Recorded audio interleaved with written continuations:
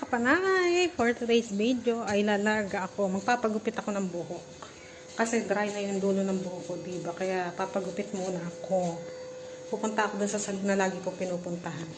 At ayan, ilalabas ko na tong scooter. Ganyan pa lang aking itsura pag lumalabas. Ayan, nakapaabaya ako, tapos nakahijab. Ayan, ganyan ang aking itsura pag lumalabas. Tapos, hindi ako nagme-makeup, hindi ako nagkikila, hindi ako nagli-lipstick. Ano lang, yung sunscreen lang. Tapos, ala na, gora na, nakasalamin.